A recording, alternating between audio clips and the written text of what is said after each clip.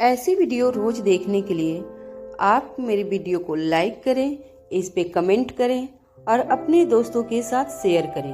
और हाँ, अगर आप इस चैनल पे नए हैं तो इसे सब्सक्राइब करना ना भूलें।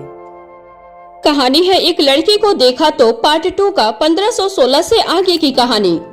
श्रेया अच्छी तरह जानती थी कि अभी भी आकाश को बातचीत करने में काफी परेशानी होती है। वह चाहती थी कि आकाश पूरी तरह से आराम ले और जल्द से जल्द पूरी तरह से ठीक हो जाए। उसके बाद वह सभी एक बार फिर से अपनी समान जिंदगियों को जी सकेंगे। इन सबसे भी बड़ी बात श्रेया की ख्वाहिश थी कि जब उसके गर्भ में पल रहा बच्चा दुनिया में आए तो सबसे पहले अपने पिता की गोद में जाए। श्रेया को देखकर आकाश के चेहरे पर मुस्कान आ जाती है। वह उठकर बैठने की कोशिश करता है, लेकिन श्रेया उसे लेटे रहने के लिए कह देती है। पिंकी अपने हाथ में कुछ सर्टिफिकेट्स और मेडल लेकर आई हुई थी, जिसे वह अपने पापा को दिखाना चाहती थी। पिंकी आकाश के बेड पर चढ़ जाती है और उसके पास जाकर उन सर्टिफिकेट्स को दिखाते हुए कहती है, यह देखिए डैडी, डांस कंपटीशन में मुझे फर्स्ट प्राइज मिला हुआ है। फिर दूसरा सर्टिफिकेट दिखाते हुए कहती है, यह मुझे एनुअल फंक्शन पर पार्टिसिपेट करने के लिए मिला है। फिर अगला सर्टिफिकेट आगे करके कहती है, यह मुझे पेंटिंग के लिए मिला है। इसके बाद पिंकी मुस्कुराते हुए आकाश की तरफ देखने लगती है। पिंकी का छोटा सा मुस्कुराता हुआ चेहरा देखकर आकाश का दिल पिघल जाता है। वह अपना हाथ उठाता है और पिंकी के सिर पर रख देता है। उसके चेहरे पर हाथ घुमाकर कहता है, वेल डन पिंकी बेटा, आगे भी ऐसे ही बढ़ती रहो। श्रेया कहती है, चलो पिंकी, अगर तुम्हारी बातें खत्म हो गई है तो अब अपने डैडी से बाद में मिल लेना। जैसे ही श्रेया और पिंकी उठकर वहां से जाने लगते हैं, तभी आकाश अपनी पूरी ताकत लगाकर कहता है, श्रेया, मुझे तुमसे बात करनी है, मैं तुम्हें कुछ बताना चाहता हूँ। श्रेया यह सुनकर 2 कदम वापस आती है और आकाश से कहती है, हम कोई भी बात तभी करेंगे जब तुम पूरी तरह से ठीक हो जाओगे। फिर एक पल रुककर उसे समझाते हुए कहती है, मैं ठीक हूँ, तुम्हारे दोनों बच्चे भी एकदम ठीक हैं और तुम भी ठीक हो रहे हो। इसके अलावा कोई भी बात महत्वपूर्ण नहीं है जिसे अभी किया जाए। अब एकदम चुप होकर आराम करो, अभी डॉक्टर ने तुम्हें बातें करने के लिए मना किया है। इसके बाद आकाश के हाथ पर अपना हाथ रखती है और फिर मुड़कर वहां से चली जाती है। आकाश अपने बिस्तर पर लेटा हुआ अंदर ही अंदर पश्चाताप के आग में जल रहा था। वह श्रेया को सब कुछ बता देना चाहता था कि वह कौन है और यहाँ कैसे पहुँचा, लेकिन इस वक्त ना तो उसका शरीर साथ दे रहा था और न ही श्रेया। उसकी आंखों के किनारे से आंसू बह निकलते हैं। वहीं दूसरी तरफ मारवा कंपनी के हेड ऑफिस में चिराग मेहता कंपनी के अपर फ्लोर के मीटिंग हॉल में मौजूद था। वह सामने स्टेज पर खड़ा था और उसके सामने हाथ बांधे बॉडीगार्ड की वेशभूषा में कुछ लोग खड़े थे। काली पैंट, काली शर्ट, काले जूते, काले गॉगल्स में सभी कमांडो एक से बढ़कर एक दिखाई दे रहे थे। चिराग कहता है, बताओ क्या इन्फॉर्मेशन है, काम हुआ या नहीं? उनमें से एक कमांडो बोलना शुरू करता है, काम हो गया है सर, हमने पता लगा लिया है कि वह कौन सा परिवार है। उस खानदान के हर व्यक्ति की इन्फॉर्मेशन हमने निकाल ली है, कब कौन कहाँ जाता है, क्या करता है, सब कुछ। अन्य सभी सूचनाएं जो आपने मांगी थी वह सभी इस पेन ड्राइव में मौजूद हैं। ऐसा कहकर वह एक पेन ड्राइव चिराग की तरफ बढ़ा देता है। चिराग कहता है, ठीक है, तुम लोग जा सकते हो। उसके जाने के बाद चिराग उस पेन ड्राइव को अपने टैब पर एक्सेस करता है। उस पेन ड्राइव में आदित्य पराशर की फोटो से लेकर उसके बिजनेस की डिटेल इंफॉर्मेशन मौजूद थी। इसके अलावा पराशर परिवार के सभी सदस्यों की फोटो के साथ उनके बारे में सभी विस्तार से मौजूद था और अंत में सबसे जरूरी मुक्ता पराशर की भी पूरी कुंडली इसमें मौजूद थी। सब ठीक तरीके से देख लेने के बाद चिराग मन ही मन कहता है, देखने से तो एक भले परिवार लग रहा है, फिर यह अपनी बेटी को ऐसे लड़के के साथ क्यों बांधना चाहते हैं जो किसी और से प्यार करता है? फिर चिराग मन ही मन यह तय करता है और कहता है, यह सब वहां पहुंचने के बाद पता चल जाएगा। चिराग का काम करने का अपना स्टाइल था। वह पहले आराम से समझाता था और जब सामने वाला बात न माने तो हड़िया तोड़ने से लेकर जान लेने तक वह किसी चीज में बिल्कुल नहीं चूकता था। इससे भी जरूरी बात यह थी कि उसका हर काम रोहित मारवा द किंग के लिए ही होता था। जैसे ही चिराग मेहता मारवा कंपनी से आदित्य पराशर के मिलने के लिए निकलने लगता है, ठीक उसी वक्त उसे कोई जरूरी काम आ जाता है। उसकी असिस्टेंट कहती है, सर, आपने जिस फॉरेन डेलीगेट को मिलने के लिए बुलाया था वह सभी पहुंच चुके हैं और मीटिंग हॉल में आपका इंतजार कर रहे हैं। इस वक्त रोहित मारवा ऑफिस में मौजूद नहीं था, इसलिए यह और भी ज्यादा जरूरी था कि चिराग खुद इस मीटिंग को होस्ट करे। वहीं दूसरी तरफ होटल हेवन में प्रीति अपनी आंख को पानी से धोने के बाद सामान्य महसूस करती है। जब उसकी आंख में चुभन बंद हो जाती है तो वह अपने चेहरे को ठीक करके टचअप देने के बाद वहां से बाहर निकलती है। फिर मुक्ता के बुक किए गए पर्सनल केबिन की तरफ आगे बढ़ जाती है। यह केबिन 18वें फ्लोर पर था। होटल हेवन में जैसे जैसे हाइट पर बढ़ते जाओ वैसे वैसे वहां पर या तो बड़े बड़े हॉल थे या फिर पर्सनल केबिन था, जिसकी वजह से वहां भीड़ भाड़ नहीं के बराबर होती थी। प्रीति लिफ्ट के अंदर जाती है और जैसे ही 18वें फ्लोर पर जाने के लिए बटन दबाती है, तभी लगभग 7 से 8 आदमी उसके साथ लिफ्ट के अंदर आ जाते हैं। उन सभी ने लगभग एक ही जैसे कपड़े पहने हुए थे। देखने में ऐसा लग रहा था जैसे कि किसी पार्टी या मीटिंग को अटेंड करने के लिए ड्रेस कोड रखा गया हो। जैसे ही लिफ्ट चलना शुरू करती है, एक आदमी प्रीति के पीछे पिस्तौल लगा देता है और कहता है, जरा भी होशियारी दिखाई तो सारी गोलियां यही तुम्हारे अंदर उतार दूंगा। प्रीति कुछ नहीं बोलती और चुपचाप खड़ी रहती है। इस वक्त लिफ्ट के अंदर हाथ पैर चलाने का भी स्पेस नहीं था, इसलिए वह लिफ्ट के खुलने का इंतजार करती है। जैसे ही लिफ्ट का दरवाजा खुलता है, वह आदमी प्रीति के हल्के से पिस्तौल के धक्के से आगे बढ़ने का इशारा करता है। वह सभी भी उसके साथ साथ बाहर आ जाते हैं। अब जैसे ही प्रीति की निगाह सामने पड़ती है तो सामने भी कुछ इसी तरह के लोग नजर आते हैं।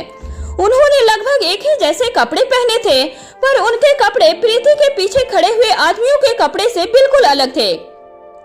वह सभी दौड़ते हुए एक साथ प्रीति के ऊपर टूट पड़ते हैं और इससे पहले कि प्रीति कुछ समझ पाती, प्रीति के पीछे खड़े सारे आदमी उनके सामने से दौड़कर आगे आते हुए आदमियों से भिड़ जाते हैं।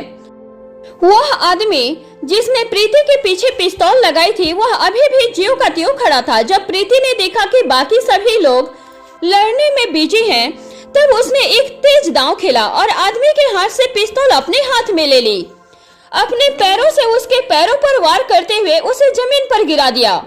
उसके बाद अपने दाएं हाथ से उसका बायां हाथ पकड़ करके उस आदमी को उल्टा कर देती है और उसे को हाथ से पीछे की तरफ कस के मोड़कर उसकी रीढ़ की हड्डी पर अपना घुटना रख देती है।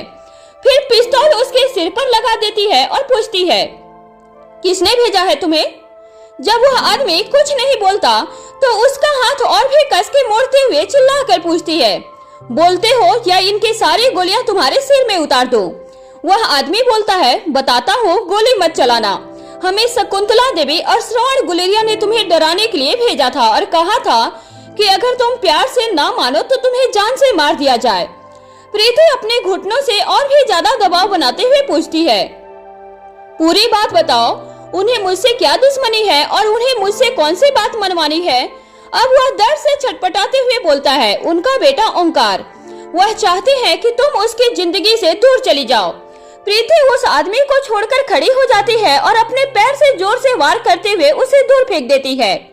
जैसे ही प्रीति वहां से जाने लगती है, तभी लड़ते हुए आदमियों में से एक चिल्लाता है, अरे उसे पकड़ो, कोई देखो, वह भाग रही है। इतनी देर में प्रीति उन सभी की आंखों के सामने से छूमंतर हो जाती है। उस आदमी की बात सुनते ही आपस में लड़ रहे सभी आदमी लड़ना बंद कर देते हैं। दूसरी टीम का आदमी कहता है, मतलब तुम उसे बचा नहीं रहे थे? पहली टीम का आदमी जवाब देता है, हम तो उसे पकड़ने आए थे। अब एक तीसरा व्यक्ति बोलता है, इस लड़की के कितने दुश्मन बनाए हैं कि दुश्मन ही आपस में लड़ मरे और वह बचकर भाग गए। बात बिल्कुल सही थी। अनिका के सभी कामों का श्रेय प्रीति के सिर पर आ पड़ा था, तो मुसीबतें भी उसी के सिर पर आनी थी। प्रीति दौड़ते हुए दुश्मनों के आंखों के सामने से गायब हो जाती है। फिर ओंकार सनी के पास मुक्ता के केबिन में पहुंच जाती है। वहां पहुंचकर केबिन का दरवाजा अंदर से लॉक कर देती है। बिना इधर उधर देखे वह जाकर उन चारों के पास बैठ जाती है। ओंकार पूछता है, क्या हुआ, तुम इतनी घबराई हुई क्यों हो? प्रीति जवाब देती है, हम लोगों को ज्यादा देर तक यहाँ रुकना सेफ नहीं है, हम सभी को यहाँ से निकलना होगा। सनी कहता है, क्या मतलब? प्रीति जवाब देती है, वह मैं मारवा हाउस पहुँचने के बाद बताऊंगी। ठीक इसी वक्त उसे कोने से एक आवाज सुनाई देती है। यह आवाज विराट चाचा की थी। उन्होंने कहा, बच्चों बेफिक्र होकर एंजॉय करो, मेरे होते हुए यहाँ परिंदा भी पर नहीं मार सकता। ऐसा कहकर वह केबिन से बाहर निकल जाता है और दरवाजे को बाहर से बंद कर देता है। प्रीति हैरानी से उसकी तरफ देखती है और सिर्फ देखते ही रह जाती है। मुक्ता उसके चेहरे की हैरानी देखकर जवाब देती है, यह विराट चाचा है, हमारे सिक्योरिटी गार्ड। वह अकेले ही 10-15 पर भारी है। यह सुनते ही प्रीति को ख्याल आता है कि सिक्योरिटी गार्ड तो उनके साथ भी हैं। इससे पहले कि प्रीति उन्हें फोन करती, वह सब भी इस केबिन के बाहर आ पहुंचते हैं। प्रीति के फोन पर सिक्योरिटी गार्ड की कॉल आती है। प्रीति फोन उठाती है तो वह कहता है, मैडम आप सभी को चिंता करने की जरूरत नहीं है, हम सभी आपके केबिन के बाहर ही मौजूद हैं। वह युवराज के भेजे हुए आदमी थे। प्रीति ठीक है कहकर फोन रख देती है। उनमें से हेड सिक्योरिटी गार्ड विराट को अपना इंट्रोडक्शन देते हुए कहता है, हम मारवा परिवार के सिक्योरिटी गार्ड हैं। विराट बदले में अपनी गर्दन हिला देता है। उसके बाद वह सब भी विराट के साथ बाहर ही खड़े हो जाते हैं। मारवा और गुलेरिया परिवार के सिक्योरिटी गार्ड हर वक्त उन चारों के आसपास ही थे। इससे पहले कि वह प्रीति की मदद के लिए आगे आते, उन गुंडों ने आपस में लड़ना शुरू कर दिया था। युवराज और शकुंतला के भेजे हुए आदमियों के आपस में लड़ना शुरू करने के बाद दोनों परिवार के सिक्योरिटी गार्ड ने सामने आना जरूरी नहीं समझा। सिक्योरिटी गार्ड के केबिन के बाहर आ जाने की वजह से प्रीति लंबी राहत की सांस लेती है। 8-10 लोगों से निपटना प्रीति के लिए कोई बड़ी बात नहीं थी और न ही वहां से बच निकलना कोई मुश्किल काम था। लेकिन अभी वह अकेली नहीं थी, उसके साथ सनी और ओंकार के साथ साथ मुक्ता भी थी, जिनकी सुरक्षा अति आवश्यक थी। इसके अलावा अनिका ने सख्त निर्देश दिए थे, जब तक जरूरी ना हो लोगों को यह पता न चल पाए कि तुम लड़ सकती हो। अनिका ने प्रीति को यह निर्देश इसलिए दिए थे क्योंकि अगर दुश्मन को प्रीति की ताकत का पता होगा तो वह उससे ज्यादा ताकत के साथ हमला करेगा और अचानक हुए उस हमले में प्रीति अपना बचाव नहीं कर पाएगी। अनिका किसी भी तरह प्रीति की जान को खतरे में नहीं डालना चाहती थी। वह अच्छी तरह जानती थी कि दुश्मन की ताकत के आगे प्रीति कुछ भी नहीं है। वहीं दूसरी तरफ मीटिंग पैलेस ग्रेटर नोएडा, प्रीति पर हुए हमले की खबर अब तक अनिका और रोहित के पास भी पहुंच चुकी थी। जैसे ही अनिका मैसेज देखती है, वह अपनी जगह से उठ खड़ी होती है और मुठियां भींच लेती है। उसका चेहरा गुस्से से तमतमाने लगता है, चेहरे का रंग सुर्ख हो जाता है। जैसे ही वह आगे बढ़ने के लिए कदम उठाती है, तभी रोहित उसका हाथ पकड़ लेता है और बड़े ही प्यार से कहता है, शांत हो जाओ अनिका, प्रीति बिल्कुल ठीक है, थोड़ा ठंडे दिमाग से काम लो, इस वक्त हम उनसे काफी दूर हैं। कुछ पलों तक अनिका इसी तरह खड़ी रहती है और उसके बाद वापस अपनी जगह पर बैठ जाती है। तब रोहित कहता है, प्रीति उनके किसी काम की नहीं, फिर भी इस तरह हमला इसलिए किया गया है ताकि तुम अपना आपा खो बैठो। पहले श्रेया और अब प्रीति और आगे भी इसी तरह हमारे अपनों पर वार किए जाएंगे, लेकिन इस तरह गुस्से से तुम अपना खुद का बनाया हुआ खेल नहीं बिगाड़ सकती। यह कहकर रोहित अनिका की तरफ पानी बढ़ा देता है।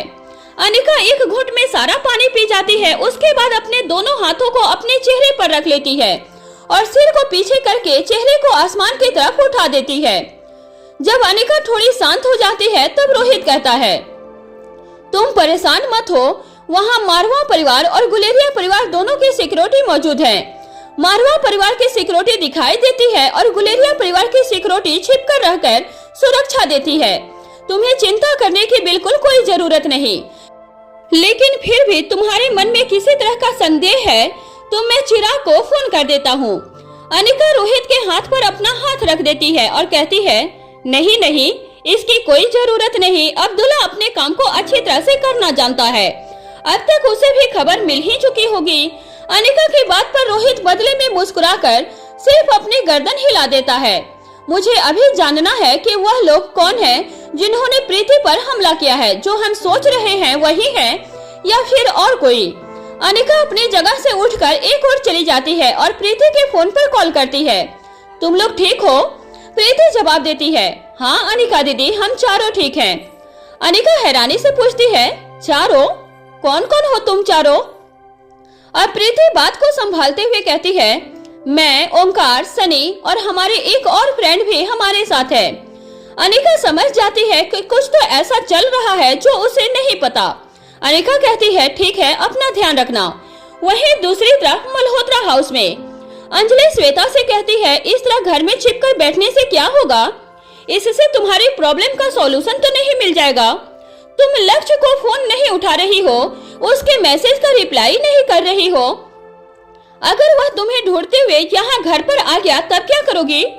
श्वेता अपनी लाल लाल आंखों से अंजलि की तरफ देखने लगती है और फिर कुछ सोचने के बाद अपना फोन अंजलि के हाथ में रखते हुए कहती है, उससे कह देना कि मैं फोन घर पर ही छोड़कर चली गई हूँ। मैं फार्मेसी में किसी नए एक्सपेरिमेंट में बिजी हूँ और कई दिनों तक यही बिजी रहने वाली हूँ। ठीक इसी वक्त उसके अपने कमरे के दरवाजे पर खटखटाने की आवाज सुनाई देती है। दोनों माँ बेटे चौंक कर दरवाजे की तरफ देखते हैं तो वहाँ लक्ष्य खड़ा था। घर में आने के बाद जब लक्ष्य को कहीं भी अंजलि दिखाई नहीं दी तो उसने नौकर से पूछा, अंजलि आंटी कहाँ है? तो उसने कहा, श्वेता मैडम के कमरे में। उसने पूछा, श्वेता मैडम का कमरा कहाँ है? तो नौकर ने श्वेता के कमरे की तरफ हाथ कर दिया था। लक्ष्य बिना कुछ कहे सुने सीधा श्वेता के कमरे की तरफ चला गया था। उन दोनों की बातें सुनकर लक्ष्य कहता है, आई एम सॉरी खूबसूरत लेडीज, इस तरह बिना इजाजत कमरे तक चले आना बैड मैनर्स है, लेकिन मेरे पास यह गलत काम करने के अलावा कोई रास्ता भी नहीं बचा था। ऐसा कहकर वह कमरे से अंदर आ जाता है और अंजलि की तरफ देखते हुए कहता है, नमस्ते आंटी जी, क्या मैं बैठ जाऊं? अंजलि सिर्फ अपनी गर्दन हिलाकर हाँ कर देती है। लक्ष्य मुस्कुराकर वहां रखी हुई चेयर पर बैठ जाता है। फिर श्वेता की तरफ देखते हुए कहता है, आई एम सॉरी, मैंने आपका यह बहाना सुन लिया है, इसलिए अब आपको कोई नया बहाना बनाना होगा। श्वेता लक्ष्य की तरफ देखती है और फिर नजरें झुका लेती है, लेकिन मुंह से एक शब्द नहीं कहती। अंजलि सोचती है कि अगर यह दोनों आपस में बातें करेंगे तो अपनी समस्या का कोई हल निकाल पाएंगे, इसलिए वह यह कहकर वहां से उठ खड़ी होती है, तुम दोनों बातें करो, मैं कुछ नाश्ते का इंतजाम करती हूँ। ऐसा कहकर वह कमरे से बाहर चली जाती है। लक्ष्य श्वेता की तरफ देखने लगता है। श्वेता अपनी गोद में एक तकिया रखकर नीचे चेहरा करके उसे खरोचने लगती है। लक्ष्य चुप्पी तोड़ते हुए कहता है, क्या यह बेचारा तकिया मेरे हिस्से की तकलीफ अपने ऊपर झेल रहा है? श्वेता अभी भी कुछ नहीं कहती और अपना ना ही चेहरा ऊपर करती है। लक्ष्य आगे कहता है, मेरे गुनाह की सजा इस बेकसूर को क्यों दे रही हो? फिर अपना हाथ श्वेता के तकिए पर रख देता है और कहता है, मेरा गुस्सा मुझ पर ही निकालिए, आप जितना ही नोचना चाहें मेरे हाथ पर नोच सकती हैं, मैं जरा सा भी आवाज नहीं करूंगा, बिल्कुल आपके तकिए की तरह ही। अब तक अंजलि कई बार कोशिश कर चुकी थी कि वह अनिका से बात कर पाए, लेकिन मीटिंग के चलने की वजह से अनिका अंजलि से ना तो कोई बात कर पाई थी, ना ही उसके किसी मैसेज का कोई रिप्लाई कर पाई थी। जब लक्ष्य की सभी कोशिशों के बाद भी श्वेता कुछ नहीं कहती तब लक्ष्य कहता है, अगर आप कुछ बोलेंगे नहीं तो पता कैसे चलेगा कि आप नाराज क्यों हैं? क्या उस दिन की बात पर नाराज हैं? मैंने सॉरी कहा था, फिर से कह देता हूँ। लक्ष्य अपने दोनों कान पकड़ लेता है और कहता है, आई एम रियली सॉरी, मेरी ऐसी कोई इंटेंशन नहीं थी जिसे गलती में गिना जाए, लेकिन फिर भी मैं वादा करता हूँ कि आगे से ऐसी गलती नहीं होगी। जब लक्ष्य अपने कान पकड़ता है तो श्वेता झट से उसके हाथ पकड़ लेती है और उसे नीचे कर देती है। फिर कहती है, आपको यह सब करने की कोई जरूरत नहीं है, आपकी कोई गलती नहीं है, गलती मेरी ही है। मैं नहीं समझ पा रही हूँ कि मुझे क्या करना है। आप खुद को परेशान ना करें, बस मुझे कुछ वक्त दें ताकि मैं सोच समझकर अपना निर्णय ले सकूं। मेरी वजह से आपको जो परेशानी हो रही है उसके लिए मुझे माफ कर दें। आप बेहद अच्छे हैं पर मैं आपके बराबर अच्छी नहीं। मैं अपना कोई भी निर्णय अपने आने वाले कल को ध्यान में रखकर ही लूंगी। यूँ तो लक्ष्य पहले से ही जानता था कि समस्या क्या है, लेकिन फिर भी वह अपनी तरह से कोई कसर नहीं छोड़ना चाहता था और उससे भी महत्व की बात यह थी कि वह श्वेता को कष्ट में नहीं देख सकता था, इसलिए उसका हाल चाल लेने और उसका मूड ठीक करने के लिए यहाँ चला आया था। अब लक्ष्य कहता है, आपका जो भी निर्णय होगा वह मुझे स्वीकार होगा। मैं एक बार भी यह नहीं पूछूंगा कि आपने जो भी निर्णय लिया वह किस आधार पर लिया। चाहे मुझे अच्छा लगे या बुरा, वही होगा जो आप चाहेंगे। लेकिन खुद को तकलीफ देना बंद कीजिए। जो निर्णय आपको कल लेना है उसका सुख या दुख आने वाले कल में ही भुगत लीजिएगा। आज से ही खुद को दुखी करने की क्या जरूरत है। लक्ष्य अपने फोन में एक मैसेज खोलता है और उसके बाद स्क्रीन को श्वेता की तरफ आगे करके दिखाते हुए कहता है, मुझे डॉक्टर राजलक्ष्मी का मैसेज आया है। वह चाहती हैं कि मैं कल से ही सीटिंग लेना शुरू कर दूं। इसके लिए मुझे कल दोपहर लाइफ केयर हॉस्पिटल जाना होगा।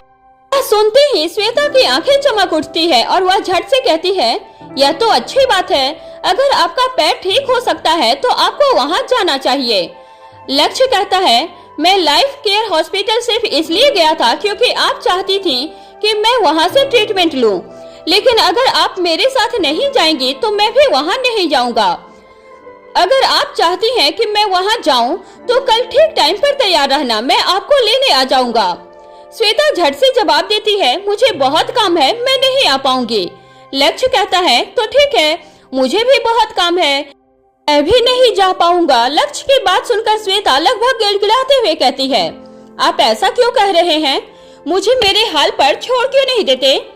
लक्ष्य अनजान बनने का नाटक करते हुए कहता है, यह बड़ी ही अजीब बात हो गई। हालत मेरे पैर की खराब है और आप कह रही हैं कि मैं आपको आपकी हालत पर नहीं छोड़ रहा। उल्टा मैं आपसे पूछता हूँ कि मेरे इस पैर के इसकी हाल पर क्यों नहीं छोड़ना चाहती हैं आप? फिर अपने पैर की तरफ देखते हुए और एक हाथ से चोट वाली जगह पर इशारा करते हुए कहता है, अगर यह ठीक हो सकता है तो आपको इस बेचारे पर रहम खाना चाहिए। इस वक्त श्वेता के चेहरे पर लाचारी और बेबसी दिखाई दे रही थी। लक्ष्य कहता है, जब तक आपसे दूर था तब तक जिंदगी में सुकून था। जब से आपके पास हूँ तब से सुकून के साथ खुशी भी हासिल है। अब मूल के साथ ब्याज को छोड़ना कौन पसंद करता है? कम से कम लक्ष्य इस मामले में तो ऐसा नहीं करने वाला है। आपको सोचने के लिए वक्त चाहिए। कल दोपहर तक सोचिएगा, मेरे साथ चलना है या नहीं चलना है। फिर एक बार फिर से अपनी निगाहें पैर की तरफ करते हुए कहता है, मेरा बेचारा पैर। ऐसा कहकर अपनी जगह से उठ खड़ा होता है और रूम से बाहर जाने लगता है। दरवाजे तक जाकर एक बार फिर से रुक जाता है और मुड़कर श्वेता की तरफ देखते हुए कहता है, आने वाले कल के लिए आज को जीना नहीं छोड़ा जाता, क्योंकि कल किसी ने नहीं देखा। फौजी हूँ इसलिए हर पल जीने में विश्वास रखता हूँ। फिर मुस्कुराकर कहता है, इसीलिए आपको भी यही सलाह देता हूँ। ठीक इसी वक्त अंजलि वहाँ आ जाती है। इससे पहले कि अंजलि कुछ कहती, लक्ष्य कहता है, आंटी जी अभी थोड़ा जल्दी में हूँ। कल अगर श्वेता जी मेरे साथ आएंगे तो पक्का आपके हाथ का नाश्ता करूँगा। लक्ष्य को श्वेता की आदत हो गई थी। आदत किसी की भी चीज की हो, एक बार लग जाने के बाद नियमित रूप से पूरी ना हो तो बहुत तकलीफ देह होती है। बस कुछ ऐसा ही हाल था इस वक्त लक्ष्य का। श्वेता से बिना मिले, बिना बात किए, बिना चेहरा देखे उसकी जिंदगी में सब कुछ अधूरा सा था। लक्ष्य वहाँ से चला जाता है और उससे कहती है, देखो बेटा, तुम बेहद समझदार हो, लेकिन फिर भी अपने जिंदगी के अनुभव से एक बात कह रही हूँ। अगर जिंदगी में सुख लिखा है तो वह मिलकर रहेगा, और अगर दुख मिलना है तो तुम्हें उसका सामना करना सीखना ही होगा। तुम इससे भाग नहीं सकती। हाँ, लेकिन सुख और दुख को जीना कैसे है, तुम्हारे उस अंदाज के आधार पर अपने जिंदगी के मायने जरूर बदल सकती हो। फिर प्यार से श्वेता के सिर पर हाथ रखकर कहती है, तुम कल को आने वाले कल पर ही क्यों नहीं छोड़ देती? जो होना होगा सो होकर रहेगा। कल की चिंता में अपना आज मत बिगाड़ो। बाकी जो तुम्हें अच्छा लगे, मैं तुम्हारे हर फैसले में तुम्हारे साथ हूँ। ओंकार, सनी और मुक्ता चारों ने साथ में बैठकर खूब बातें की। हंसी मजाक के फुहारों में वह सभी लोटपोट हो रहे थे, लेकिन प्रीति की आंखों में एक अजीब सी उदासी को ओंकार आसानी से देख पा रहा था। लेकिन वहाँ कुछ भी पूछना उसे उचित नहीं लगा। सनी ने उन सभी बातों का स्पष्टीकरण देकर मुक्ता से माफी मांग ली थी, जो बातचीत उसके और मुक्ता के बीच फोन पर मैसेज के जरिए हुई थी। इसके अलावा होटल हेवन में टेबल पर बैठने के बाद जो भी उटपटांग बातें सनी ने मुक्ता से कही थी उसके लिए भी सनी ने ऑपिलाइज कर लिया था। मुक्ता उन लोगों में से बिल्कुल भी नहीं थी जो किसी के बारे में भी अपनी राय सिर्फ एक बार में कायम कर लेते हैं। मुक्ता ने हंसकर उन सभी बातों को पहले ही इग्नोर कर दिया था, लेकिन फिर भी सनी के स्पष्टीकरण करने के बाद, माफी मांग लेने के बाद मुक्ता के दिल में उसकी इज्जत और भी बढ़ गई थी। आज का दिन मुक्ता के लिए बेहद खुशनुमा था। दोपहर से शाम हो चुकी थी और सभी वहां से चलने के लिए उठ खड़े होते हैं। प्रीति और ओंकार आगे आगे चल रहे थे। मुक्ता और सनी बातें करते हुए उनसे 2 कदम पीछे पीछे और धीमे धीमे कदमों से आगे बढ़ रहे थे। मुक्ता सनी से पूछती है, क्या इस बार फिर से हमें आपसे मिलने के लिए अपॉइंटमेंट लेनी होगी? सनी मुस्कुराकर मुक्ता से कहता है, मुक्ता, मुझे यूं शर्मिंदा मत करो। जो भी हुआ उसके लिए आई एम सो सॉरी। अब तुम जब भी कहोगी हम मिल लेंगे। वैसे भी मैं उतना बिजी नहीं हूँ जितना कि मुक्ता पराशर। जब वह मुझ जैसे नाचीज के लिए वक्त निकाल सकती है तब मैं तो वक्त निकाल ही लूंगा। दूसरा, मुझे नई यादों के लिए नए दोस्त बनाने होंगे। आपके जैसा हाथ खुद आगे से चलकर आए तो फिर बात ही क्या है? सनी ने अप्रत्यक्ष रूप से मुक्ता की तारीफ की थी। मुक्ता मुस्कुराकर अपनी नजरें नीचे कर लेती है।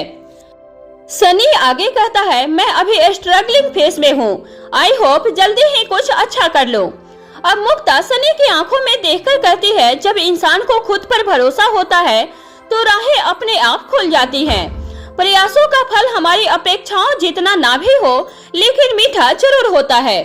इसी तरह से बातें करते हुए वह चारों पार्किंग तक पहुंच जाते हैं, किंतु इस बार वह जिस तरह आते हुए अकेले थे उस तरह जाते हुए अकेले नहीं थे। अब वह चारों तरफ से सिक्योरिटी से घिरे हुए थे। अब्दुल्ला रोहित मारवा का पर्सनल सिक्योरिटी गार्ड था।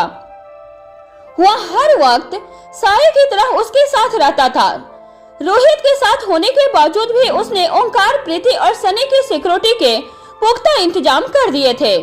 पार्किंग एरिया में पहुंचकर प्रीति मुक्ता से कहती है, अब हम लोग दोबारा कब मिल रहे हैं? मुक्ता जवाब देती है, बहुत जल्द, हमारे जन्म दिवस पर। मुक्ता की बात सुनकर वह तीनों एक साथ बोल पड़ते हैं, तुम्हारा बर्थडे कब है?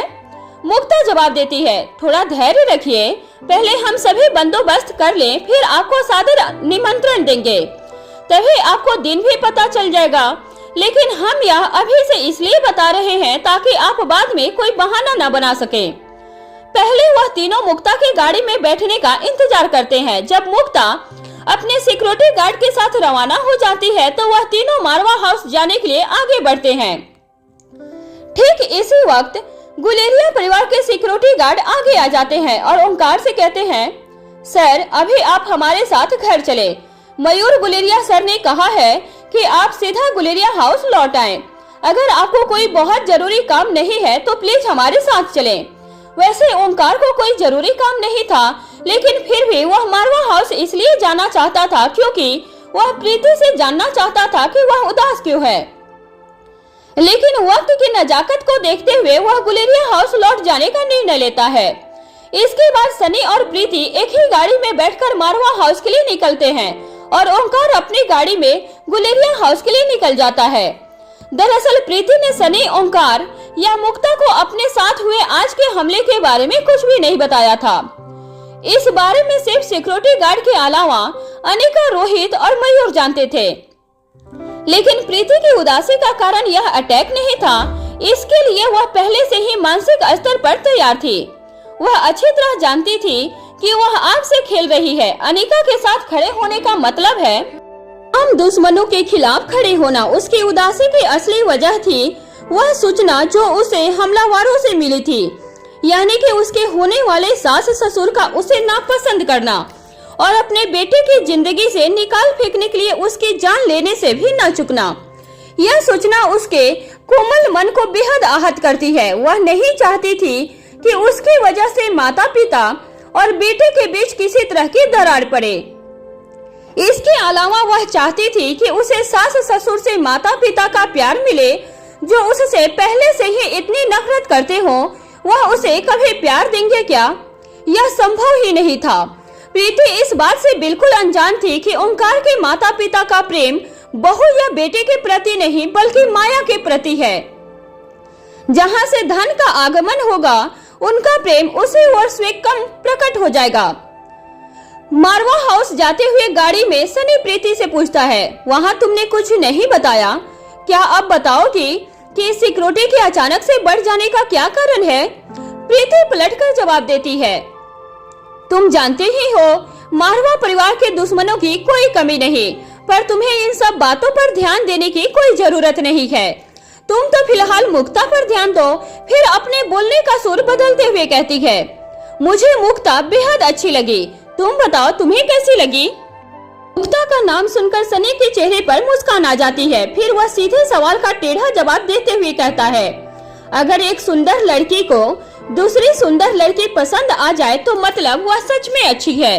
अब अच्छी है तो अच्छी ही लगेगी ना? प्रीति सनी की बात पर पहले उसे तेज लुक देती है और उसके बाद हंस पड़ती है, लेकिन सनी एक बार फिर से उसी बात पर आ जाता है और कहता है, किसकी इतनी हिम्मत है जो रोहित मारवा के परिवार पर हाथ डालने की कोशिश करे? न जाने कौन बदनसीब है जिसने अपनी मौत को दावत दी है। प्रीति यह सुनकर भी खामोश रह जाती है और इस तरह प्रतिक्रिया देती है जैसे कि वह कुछ सुन और समझ नहीं रही है। वहीं दूसरी तरफ मारवा हाउस लौटने के बाद अनिका सबसे पहले नीरज संगवान की मदद से विविध कार की लोकेशन का पता करती है। नीरज संगवान जवाब देता है, मैडम वह इस वक्त काली चीज डाइनिंग हॉल में मौजूद है। अनिका आगे एक सवाल पूछती है, क्या तुम अब तक यह पता लगा पाए कि घर में एक ही चीज है या ऐसी और भी कई चीज मौजूद हैं? नीरज संगवान जवाब देता है, मैडम ऐसी कोई और चीज नहीं है, यह अकेली ही है। अनिका कहती है, ठीक है, अगर कोई और इन्फॉर्मेशन होगी तो मैसेज करना। कॉल कट करने के बाद अनिका अपना फोन पर टाइप कर प्रीति, भूमिका और कौटिल को मैसेज कर देती है और उन सभी को तुरंत मीटिंग हॉल में पहुंचने के लिए कहती है। बड़ा सा कमरा, उसके बीचों बीच रखी हुई बड़ी सी दीर्घ बेताकार आकार की मेज और उसके चारों तरफ रखी हुई कुर्सियां। अनिका और रोहित सीधा मीटिंग हॉल में पहुंच जाते हैं। रोहित का चेहरा बेहद शांत और अनिका का चेहरा बेहद गुस्से में दिखाई दे रहा था। रोहित और अनिका सामने रखी हुई कुर्सियों पर जाकर बैठ जाते हैं। रोहित अपने हाथ से इशारा करता है, बाकी सभी भी अपनी अपनी जगह पर बैठ जाते हैं। चिराग, अब्दुल्ला, परशुराम के अलावा वे सभी सिक्योरिटी गार्ड जो प्रीति, सनी और ओंकार के साथ मौजूद थे, वह सभी वहां पर मौजूद थे। अनिका कहती है, मैं हर छोटी से छोटी बात पर विस्तार से जानना चाहती हूँ कि यह सब कैसे हुआ। तभी अब्दुल्ला अपनी जगह से खड़ा होता है और कहता है, मैडम हमारे आदमी हर वक्त उनके आसपास मौजूद थे। हमारे आदमियों से कहीं पर भी कोई गलती नहीं हुई थी। वह लोग होटल हेवन में इमरजेंसी बुकिंग कराकर अंदर आए थे। इसके बाद अब्दुल वहां घटी हुई सारी घटना को विस्तार से अनिका को सुना देता है। अब्दुल्ला की बात सुनने के बाद अनिका प्रीति की तरफ देखती है। प्रीति अपनी गर्दन हिलाकर कहती है, हाँ बिल्कुल ऐसा ही हुआ था। हमारे गार्ड से लापरवाही नहीं हुई, लेकिन उन लोगों की तैयारी काफी अच्छी थी। अगर उन लोगों को कंफ्यूजन नहीं होती तो हमारे गार्डों को भी उन्हें सबक सिखाने का मौका जरूर मिला होता। प्रीति अनिका के पास वाली चेयर पर ही बैठी हुई थी। फिर एकदम धीमी आवाज में कहती है, इस बारे में सनी, ओंकार को कुछ नहीं पता कि वहाँ क्या, क्यों और कैसे हुआ था। फिर एक पल रुककर आगे कहती है, आप बिना वजह ही इतना परेशान हो रही हैं। हम सभी ठीक हैं, किसी को कोई नुकसान नहीं पहुंचा है। अब अनिका प्रीति को घूरकर देखती है, फिर गुस्से से कहती है, तुम्हें चोट तो नहीं आई इसलिए इतना बोल रही हो? भूमिका के साथ क्या हुआ था याद है ना, या भूल गई हो? प्रीति अनिका की कड़कती हुई आवाज सुनकर अपनी निगाहें नीचे कर लेती है और आगे एक शब्द नहीं बोलती। अनिका अब्दुल्ला और परशुराम सूर्यवंशी की तरफ देखकर कहती है, इन लोगों की सिक्योरिटी बढ़ाओ। जब तक बहुत जरूरी ना हो इनमें से कोई भी घर से बाहर नहीं निकलेगा। इन्हें जो भी काम है, जब तक वह काम कोई और करके ला सकता है तब तक यह घर में ही रुकेंगे। फिर पहले प्रीति की तरफ देखती है, फिर अब्दुल्ला की तरफ देखते हुए कहती है, ओंकार से कह दो कि कुछ दिनों के लिए रोज आना जाना बंद कर दे। उसे सनी के फ्लोर पर सनी के साथ वाले कमरे में रुकने के लिए कहो और अगर वह चाहे तो सनी के साथ रूम भी शेयर कर सकता है।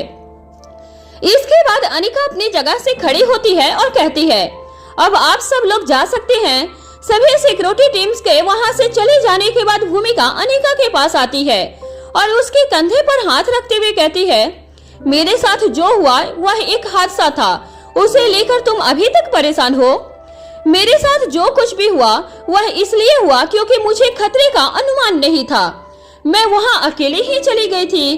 उस बात को लेकर अगर इतना परेशान होगी तो दुश्मन अपने इरादे में कामयाब होगा। पहले तुम परेशान होगी, फिर पजल होगी और फिर कोई गलती करोगी।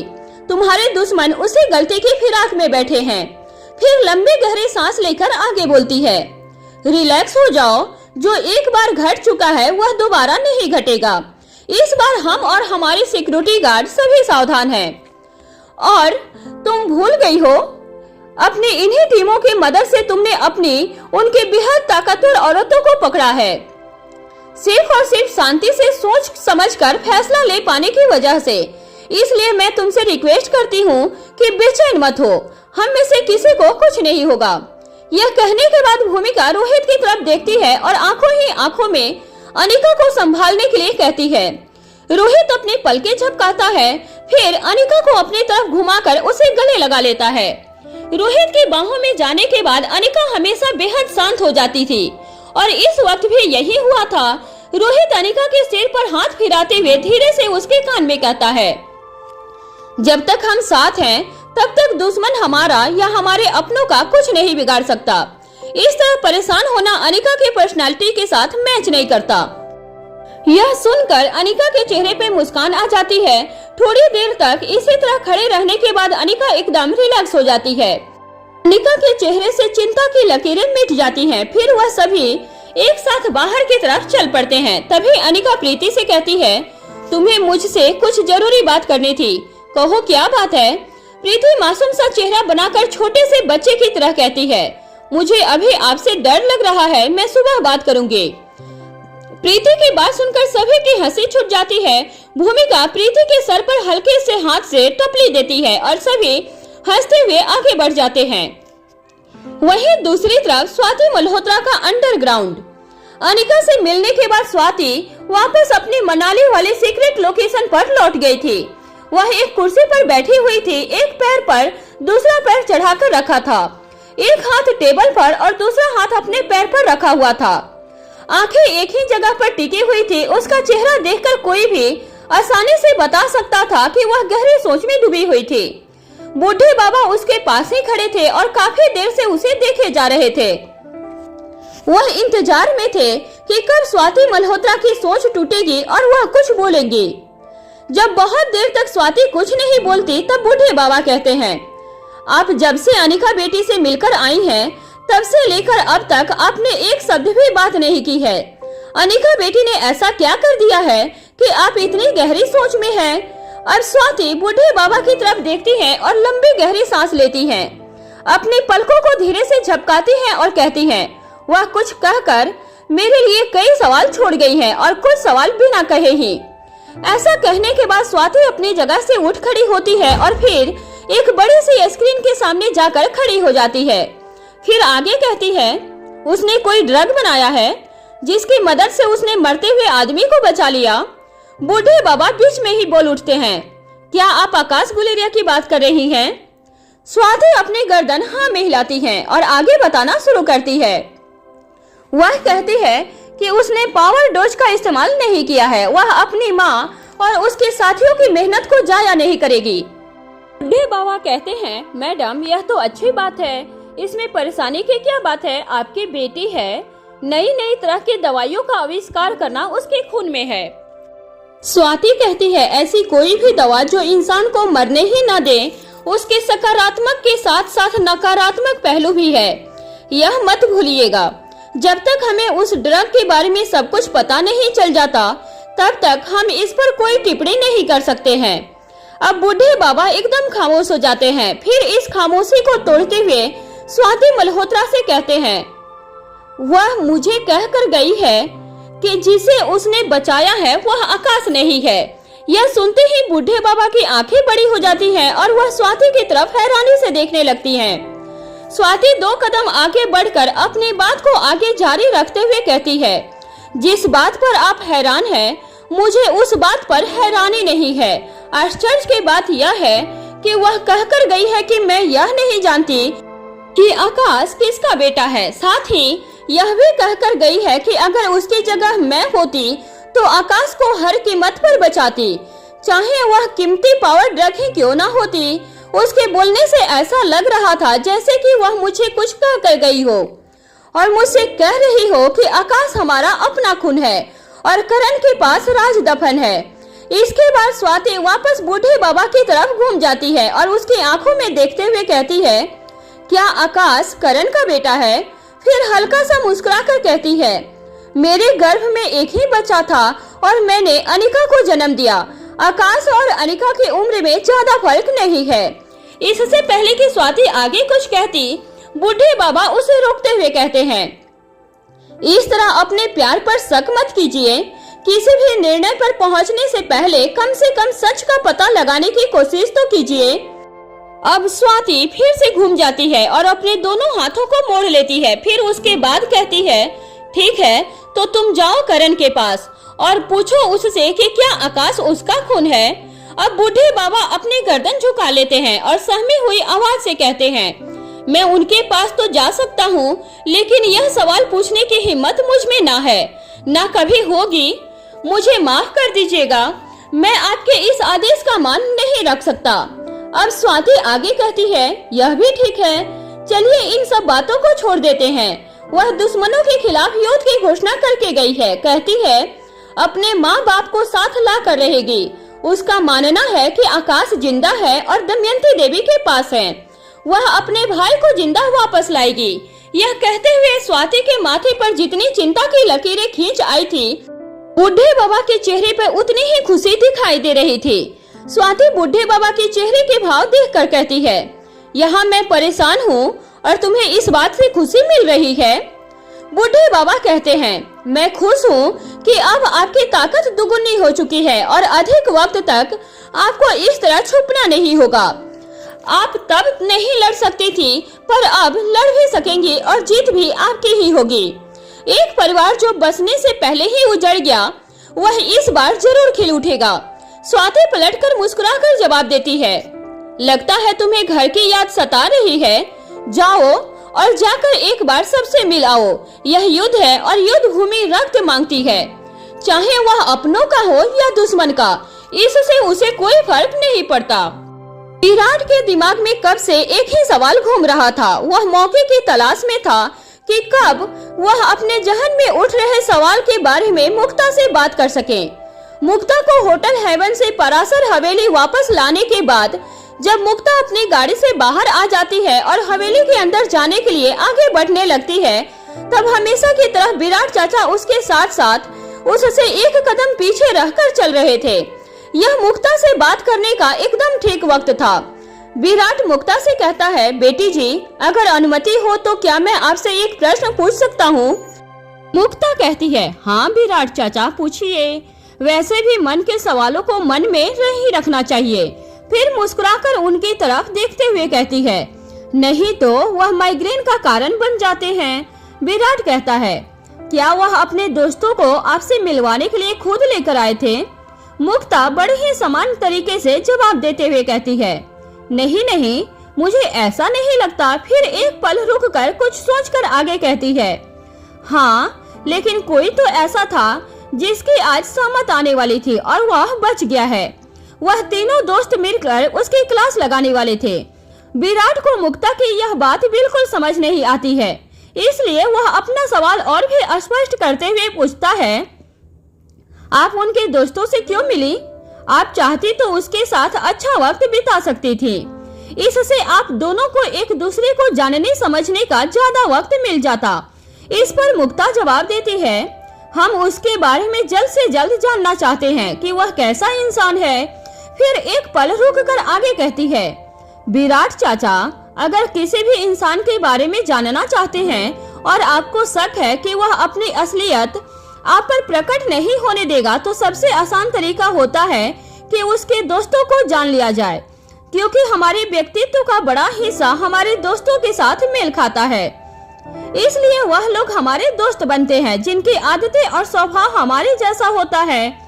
यदि किसी व्यक्ति के दोस्त बहुत पुराने हैं तो इसका मतलब है कि उस व्यक्ति को रिश्ते निभाना आता है, और अगर उसके दोस्त बहुत अच्छे हैं तो इसका मतलब है कि उस व्यक्ति में बड़ी सारी अच्छाइयाँ हैं। अच्छे लोग के मित्र भी प्रायः अच्छे ही होते हैं। इस पर विराट कहता है, बेटी जी, आपकी बातों का मतलब समझना बिल्कुल भी आसान नहीं। इस बात पर मुक्ता मुस्कुरा देती है और फिर वह दोनों हवेली के अंदर प्रवेश कर जाते हैं। वहीं अगली सुबह मारवा हाउस में आज मीटिंग का 5वां दिन था। जब अनिका अपने कमरे में नीचे आती है तो प्रीति कहीं भी दिखाई नहीं देती। मीटिंग पैलेस जाने के लिए जल्दी में अनिका प्रीति का इंतजार नहीं करती है और सीक्रेट अंडरग्राउंड में पहुंच जाती है। वहां पहुंचकर देखती है कि प्रीति वहां पहले से ही मौजूद थी।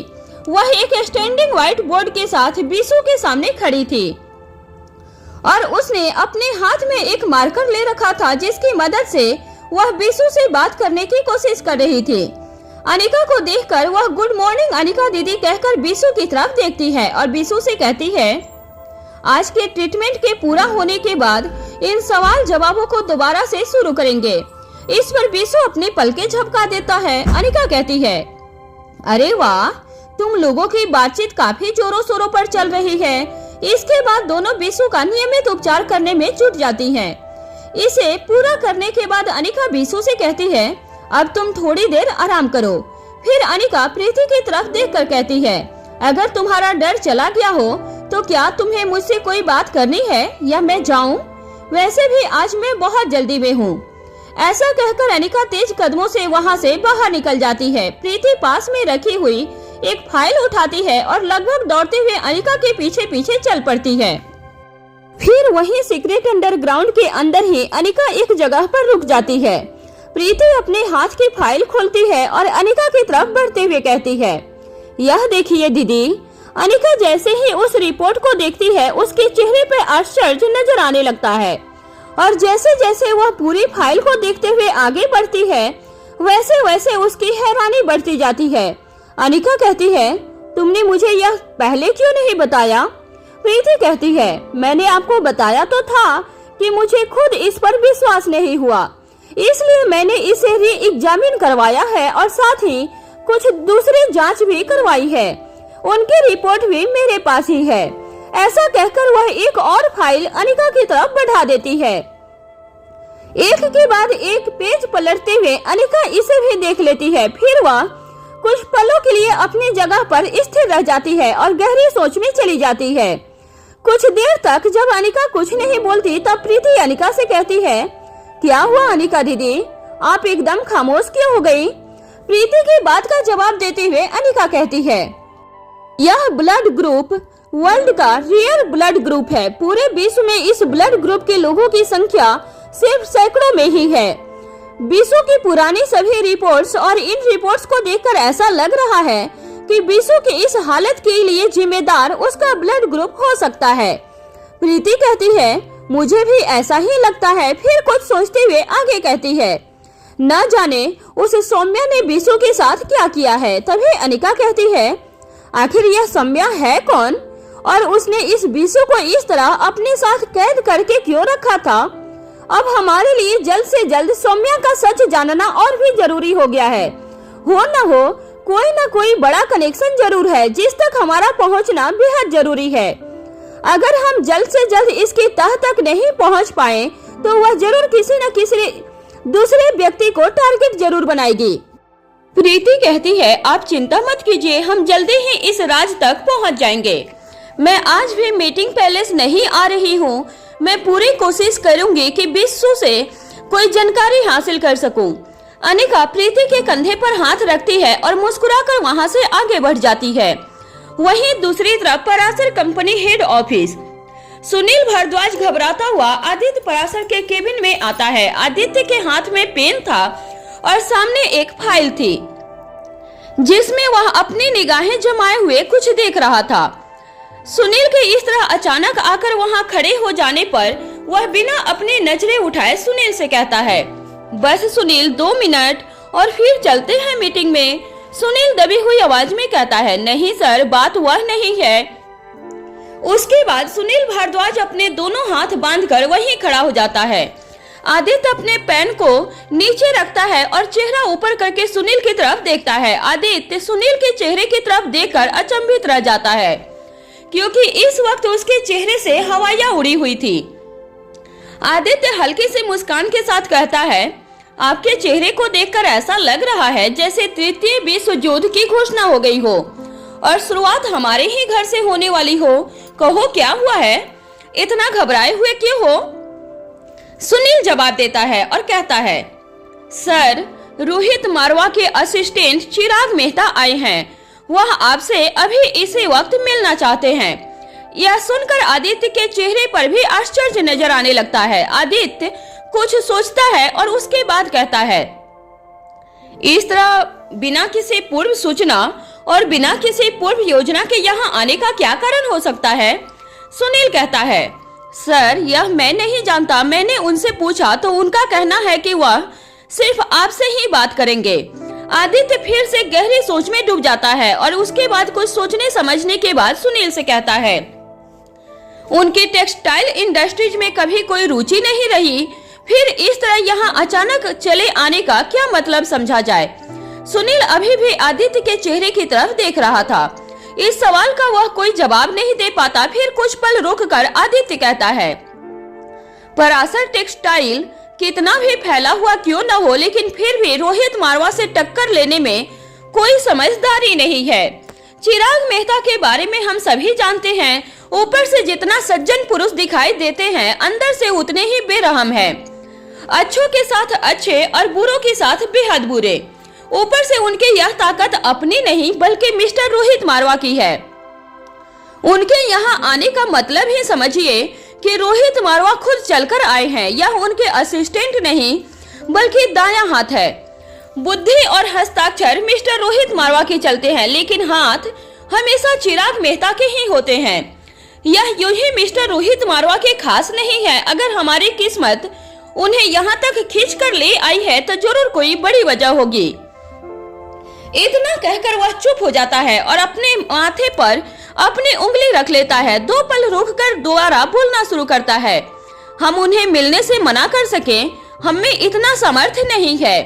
तूफान सामने से चलकर आया है तो हो सकता है कि झुक जाने में ही समझदारी है, तभी बचा जा सकता है। सिर उठाने का मतलब जड़ से उखड़ना होगा।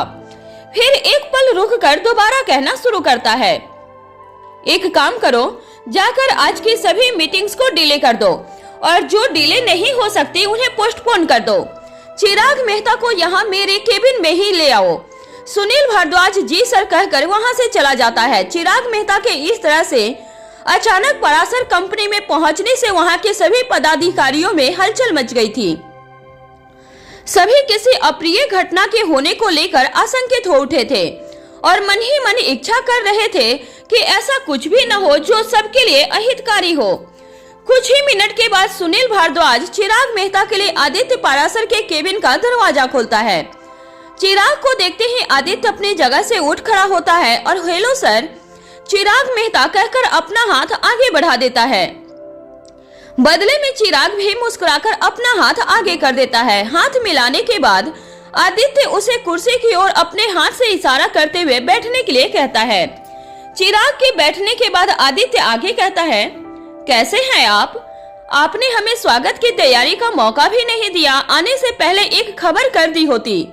चिराग मेहता कहता है, इन सब की जरूरत नहीं है, पर आप इतना सोचते हैं यह आपका बड़प्पन है। मैं तो मारवा कंपनी का सिर्फ एक छोटा सा प्यादा हूँ। आदित्य पराशर मुस्कुराते हुए कहता है, आपकी तारीफ से हम अच्छी तरह वाकिफ हैं।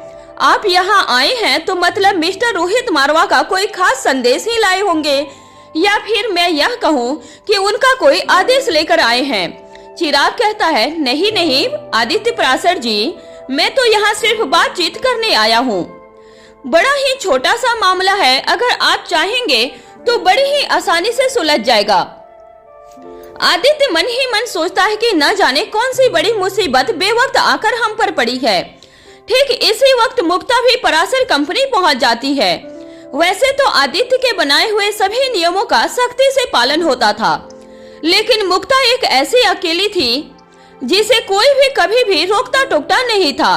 मुक्ता खुद बहुत समझदार थी, लेकिन अगर वह कभी चलती हुई मीटिंग के बीच में भी आदित्य से मिलना चाहे तो उसे ना कहने वाला कोई नहीं था।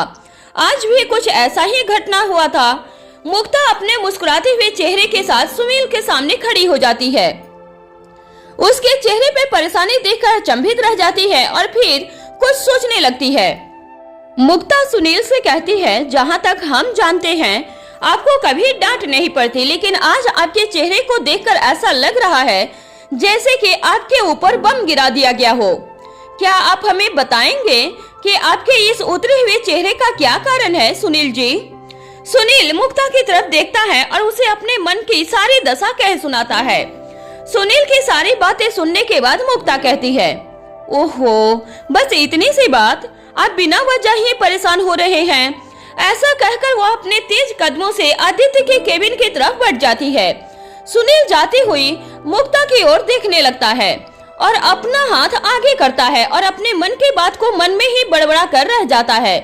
वह कहना चाहता था कि मुक्ता जी आप अभी वहाँ मत जाइए, लेकिन वह ऐसा नहीं कर सकता है। मुक्ता केबिन के दरवाजे पर पहुंच जाती है। जैसे ही चिराग मेहता की आवाज उसके कान में पड़ती है वह वहीं रुक जाती है। वहां केबिन में चिराग आदित्य से कहता है, मैं सस्पेंस नहीं बढ़ाना चाहता, इसलिए सीधा मुद्दे पर आता हूँ। मैंने सुना है कि आप अपनी बेटी को उसके बर्थडे पर एक बड़ा सरप्राइज दे रहे हैं। आदित्य बिना कुछ कहे हैरानी से चिराग की तरफ देखता है। आदित्य हर मामले में एक बिजनेसमैन की तरह कूटनीति का सहारा ले सकता था, लेकिन बात जब उसकी बेटी की हो तो वह केवल दिल से काम लेने वाला था। चिराग आदित्य के चेहरे के हाव भाव देखकर अपनी बात आगे बढ़ाता है। मैं जानना चाहता हूँ कि क्या आपने अपनी बेटी के लिए एक सुयोग्य वर ढूंढा है? अब आदित्य की आवाज थोड़ी सख्त हो जाती है और वह कहता है, यह आप कैसा सवाल पूछ रहे हैं चिराग मेहता? कोई भी पिता अपनी बेटी के लिए दुनिया का सबसे अच्छा से अच्छा रिश्ता ढूंढने की कोशिश करता है। गुलेरिया परिवार से अच्छा परिवार मैं अपनी बेटी के लिए कहाँ ढूंढूंगा? चाहे बिजनेस की बात की जाए या संस्कारों की, हर मामले में गुलेरिया खानदान का एक मिसाल है। छोटा मुंह बड़ी बात, खुद आपके मिस्टर रोहित मारवा की पत्नी भी उसी खानदान से है। अब चिराग मुस्कुराकर आगे कहता है, आप मेरी बात का मतलब नहीं समझे। लड़की की शादी पहले लड़के से होती है, उसके बाद खानदान से रिश्ता जुड़ता है। क्या आपने लड़के की अच्छी तरह जांच पड़ताल कर ली है? आदित्य कहता है, हाँ, ओंकार एक अच्छा लड़का है, लेकिन इस बात को और अधिक खींचने से अच्छा है कि आप मुझे यह बताएं कि आप क्या चाहते हैं और इस तरह की बातें करने का क्या मतलब है। यह हमारा व्यक्तिगत मामला है। यह सब सुनकर मुक्ता केबिन के अंदर चली जाती है। ठीक इसी वक्त चिराग कहता है, मेरे कहने का मतलब है कि आप अपनी बेटी का रिश्ता गुलेरिया खानदान में नहीं कर सकते हैं। यह कहते हुए चिराग की आवाज सख्त हो गई थी। इससे पहले कि वह आगे कोई धमकी देता या फिर आदित्य पराशर जिनका यह सुनते ही खून खौलने लगा था, वह भड़क उठते पहले ही मुक्ता कहती है, आपको कोई गलतफहमी हुई है मिस्टर चिराग मेहता। जब चिराग मुक्ता की तरफ देखता है तो उसका खूबसूरत सा मुस्कुराता हुआ चेहरा दिखाई देता है। मुक्ता उम्र में चिराग से छोटी थी, लेकिन उसकी आवाज में इतना आत्मविश्वास देखकर चिराग एक पल के लिए चुप रह जाता है। इसके बाद मुक्ता आदित्य पराशर की कुर्सी के पीछे चली जाती है और अपने दोनों हाथ आदित्य के गले में डालते हुए चिराग मेहता की तरफ देखकर कहती है, आदित्य पराशर अपनी बेटी मुक्ता का रिश्ता लेकर मारवा परिवार में जाने वाले हैं। आपको जहां से भी यह जानकारी मिली है वह एकदम गलत है। आदित्य मुक्ता की बात सुनकर दंग रह जाता है, लेकिन अपनी बेटी की कोई भी बात न उसने काटी थी और न ही टाली थी। ऐसा करने के पीछे उसका मुक्ता के प्रति प्रेम भर नहीं था, बल्कि मुक्ता की समझदारी भी थी। उसके दिए गए सुझाव और लिए गए फैसला हमेशा ही सही होते थे, इसलिए वह चुपचाप सुनता ही रह जाता है कि मुक्ता क्या कह रही है। मुक्ता आगे कहती है, आपने मारवा साहब से जाकर कहिएगा कि उनकी प्रिय पत्नी की बहन के लिए उनके साले को छोड़ने की कीमत उनका भाई है। चिराग बड़ी ही हैरानी से मुक्ता की तरफ देखता है। मुक्ता मुस्कुराकर कहती है, इसे सौदेबाजी नहीं प्रार्थना समझिएगा। चिराग अपने चेहरे के हाव भाव को संभालते हुए मुस्कुराता है और कहता है, आप यह सब कैसे जानती हैं? मुक्ता मुस्कुराकर जवाब देती है, अपने सिक्योरिटी गार्ड से जाकर थोड़ी सी पूछताछ करेंगे तो सब समझ जाएंगे। ठीक इसी वक्त आदित्य मुक्ता से कहता है, आपको किसी से डर कर पीछे हटने की कोई जरूरत नहीं है।